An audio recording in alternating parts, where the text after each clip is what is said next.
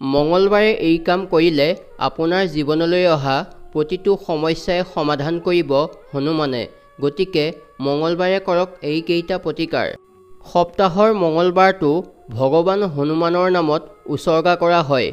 এই দিনটোত মন্দিৰলৈ গৈ ভগৱান হনুমানক দৰ্শন কৰি তেওঁক বেচনৰ লাডু আৰু বুন্দিয়াৰ লাডু সেন্দুৰ অৰ্পণ কৰিলেই শুভফল পোৱা যায় বুলি গণ্য কৰা হয়। লগতে মঙলবাৰৰ দিনটোত কিছু বিশেষ প্ৰতিকাৰ গ্ৰহণ কৰিলে জীৱনৰ বিভিন্ন সমস্যাৰ সমাধান পোৱা যায় বুলি বিশ্বাস কৰা হয়। গতিকে এই 5টা প্ৰতিকাৰ গ্ৰহণ কৰিলে আপুনি সকলো ধৰণৰ বিপদ আপদৰ পৰা বাচি থাকিব পাৰিব। সেই প্ৰতিকাৰকেইটা কি জানো আহক। 1 নম্বৰতে, যদি আপুনি আন মানুহৰ আগত নিজৰ মতবোৰ স্পষ্টকৈ প্ৰকাশ কৰিব নোৱাৰে, তেন্তে মঙলবাৰৰ দিনটোত পাণ এখন লৈ তাত অলপ সেন্দুৰ লগাই সেই পাণখন ভাঁজ কৰি বগা ৰঙৰ উকা কাগজ এখনত মেৰিয়াই হনুমানজীৰ মন্দিৰত অৰ্পণ কৰিলে সুফল পোৱা যায়।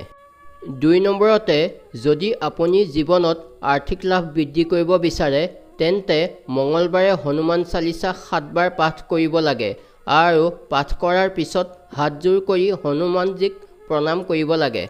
3 নম্বৰতে, যদি আপুনি যিমান পাৰি সোনকালে পাৰিবাৰিক সম্পৰ্কীয় যিকোনো সমস্যাৰ সমাধান কৰিব বিচাৰে, তেন্তে মঙলবাৰে গা ধোৱাৰ পিছত হনুমানজীক সেন্দুৰ আগবঢ়াওক, লগতে বন্তি জ্বলাওক।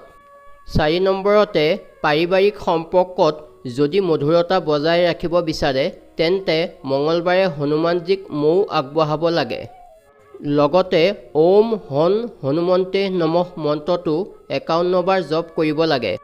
5 নম্বৰতে, যদি আপুনি সকলো সময়তে কিবা এটা ভয় অনুভৱ কৰে, তেন্তে মঙলবাৰে হনুমানজীৰ ছবি বা মূৰ্তিৰ সন্মুখত ঢাৰি এখন পাৰি বহক। এতিয়া আপোনাৰ সন্মুখত ৰঙা ৰঙৰ কাপোৰ এখন মেলি তাৰ ওপৰত কিছু মচুৰ দাইল ৰাখক। ইয়াৰ পিছত হনুমান চালিচা পাঠ কৰক। পাঠ কৰাৰ পিছত সেই কাপোৰখনত ৰখা দালিখিনি মন্দিৰত দি সেই ৰঙা কাপোৰখন নিজৰ লগত ৰাখক। আশা কৰোঁ এই প্ৰতিকাৰকেইটা গ্ৰহণ কৰি আপুনি সুফল পাব। ধন্যবাদ।